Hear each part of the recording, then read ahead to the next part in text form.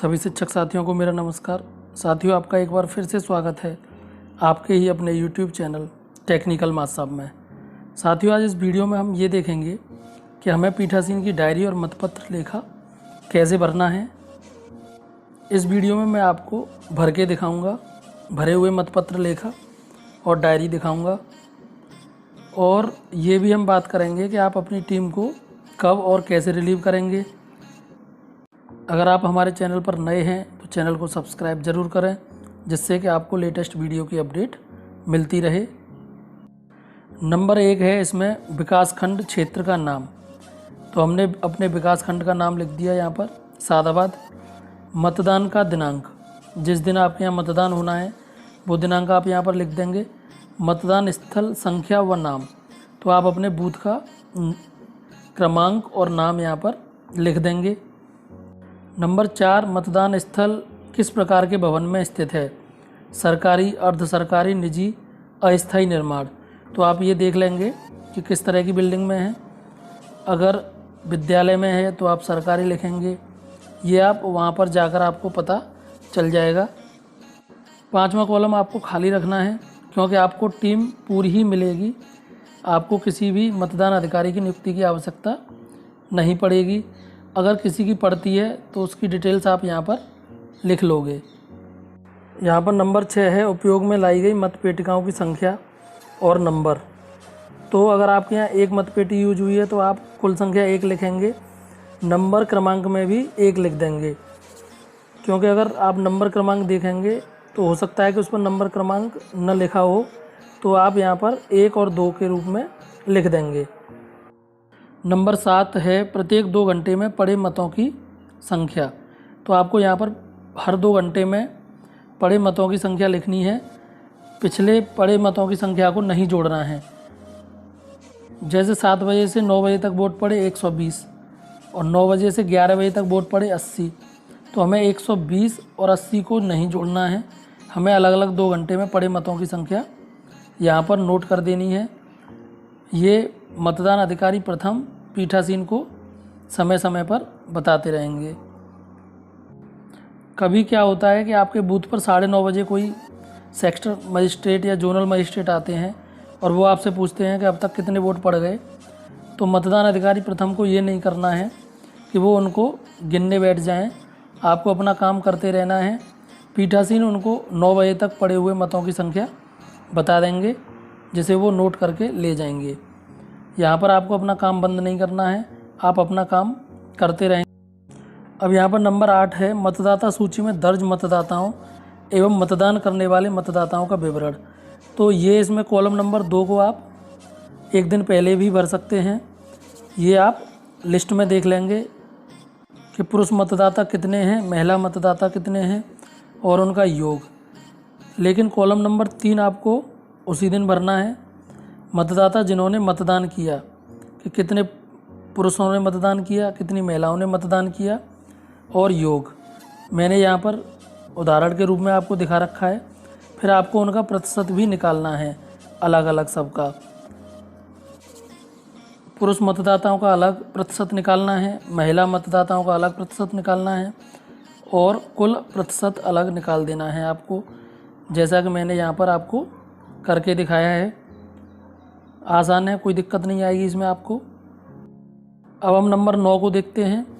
मतदान के दौरान प्रत्याशियों और उनके अभिकर्ताओं की मतदान स्थल, सरकारी, अर्ध सरकारी, निजी, अस्थायी निर्माण पर उपस्थिति। यहाँ पर हम उपस्थिति देखते हैं। तो पहले तो मैं आपको ये बता दूं कि निर्वाचन अभिकर्ता और मतदान अभिकर्ता में क्या अंतर है।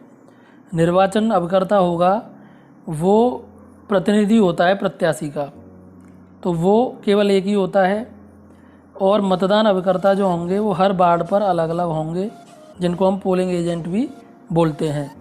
अब नंबर 1 पर है सदस्य ग्राम पंचायत। मतदान स्थल के अंतर्गत समस्त वार्डों के लिए सम्मिलित निर्वाचन लड़ रहे प्रत्याशियों की संख्या। तो मान लो ग्राम पंचायत सदस्य के लिए 8 प्रत्याशी लड़ रहे हैं, तो इनका निर्वाचन अभिकर्ता हो भी सकता है, नहीं भी हो सकता है। तो इसकी सूची आपको मिलेगी जब आपको सामान मिलेगा चुनाव से एक दिन पहले।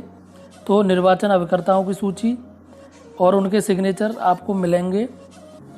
इसी तरीके से प्रधान ग्राम पंचायत के मान लो 5 प्रत्याशी हैं, तो अब ये संख्या जो निर्वाचन अभिकर्ता हैं, ये संख्या कम ज़्यादा हो सकती है। किसी प्रत्याशी ने बनाया होगा, किसी प्रत्याशी ने नहीं बनाया होगा, तो ये संख्या हम यहाँ पर लिख देंगे। लेकिन मतदान अभिकर्ता हो सकता है कि पाँचों बनाएं अपने, या हो सकता है कुछ न बनाएं। मैंने यहाँ पर 5 प्रत्याशी लिए हैं और मैंने 5 के निर्वाचन अभिकर्ता लिए हैं और 5 के ही मतदान अभिकर्ता लिए हैं। ये संख्या कम ज़्यादा हो सकती है, ये उसी दिन की स्थिति के अनुसार भरा जाएगा, तो आप इसमें कंफ्यूज ना हो। इसी तरीके से क्षेत्र पंचायत सदस्य के 7 प्रत्याशी लिए हैं, 7 उनके निर्वाचन अभिकर्ता लिए हैं और 6 उनके मतदान अभिकर्ता लिए हैं। हम ये मान के चल रहे हैं कि एक प्रत्याशी ने अपना मतदान अभिकर्ता नहीं बनाया। अब नंबर 10 को देखते हैं। दृष्टिबाधिता अथवा शारीरिक असमर्थता से ग्रस्त ऐसे मतदाताओं की संख्या जिन्हें मतदान में सहायता दी गई। मैंने यहाँ पर उदाहरण के लिए 2 लिया है और ये हमें प्रारूप 31 के अनुसार भरना है। अब हमें इसके लिए प्रारूप 31 देखना होगा। साथियों, ये जो प्रारूप है, इसके जो हेड्स हैं, ग्राम पंचायत, क्षेत्र पंचायत, जिला पंचायत के, तो ये सारी चीज़ें जब आपको दूसरा लेटर मिलेगा, जिस बूथ के लिए या मतदान स्थल के लिए आपको अपॉइंट किया जाएगा, ये आप उसके अनुसार बड़ी आसानी से भर पाएंगे। तो इसके लिए आप परेशान ना हो कि ये हमें कैसे भरना है, कैसे भर पाएंगे, उस पर इसकी सारी डिटेल्स होंगी। अब हम देखते हैं निर्वाचक की भाग संख्या। तो मैंने यहाँ पर उदाहरण के लिए 51 लिया है। क्रम संख्या, निर्वाचक की जो मतदाता की जो क्रम संख्या है वो 25 है।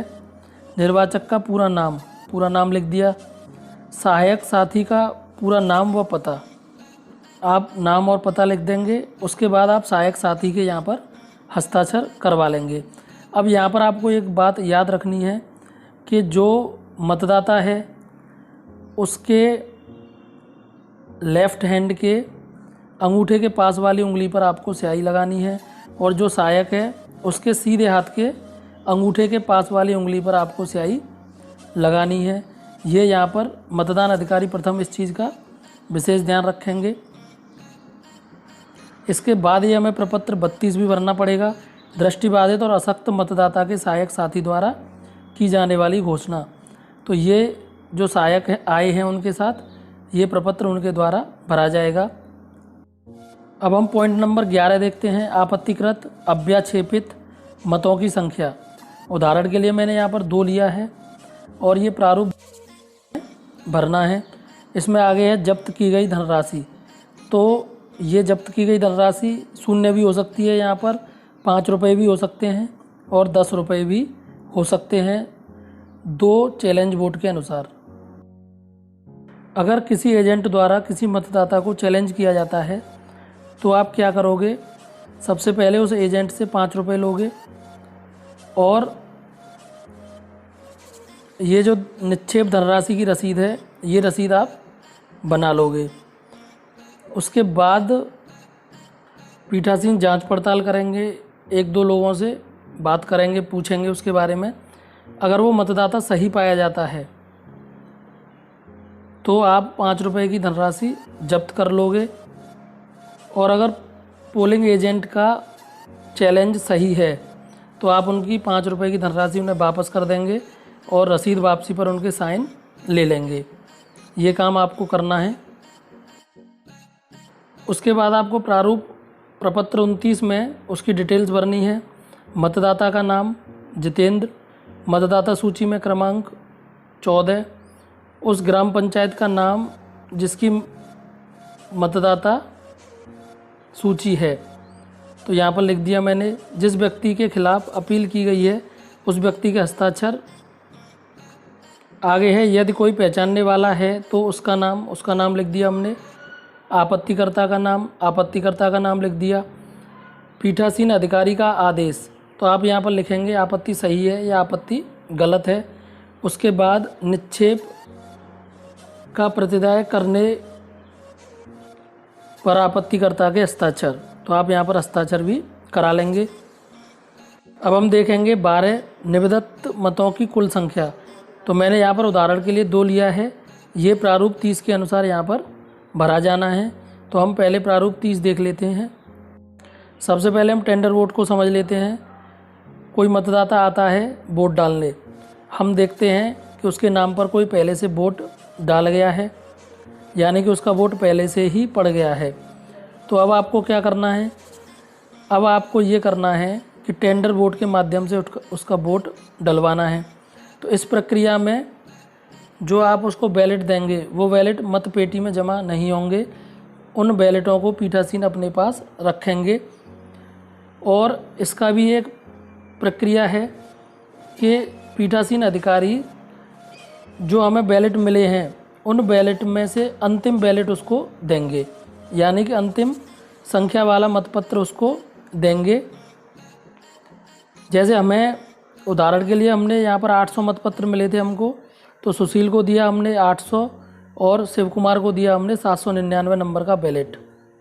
और ये टेंडर वोट जो होंगे इनका एक अलग सीलबंद लिफाफा बनेगा जो कि सांविधिक लिफाफे में रखा जाएगा, यानी कि हमें जो मतपत्र हैं वो अंतिम संख्या से देने हैं टेंडर के लिए। ये हमें यहाँ पर विशेष। अब बात आती है टीम के सदस्यों की रिलीविंग की। तो आप प्रपत्र 39 उनको भरकर दे देंगे अगर वो आपसे मांगते हैं। तो ये है मतदान ड्यूटी प्रमाण पत्र।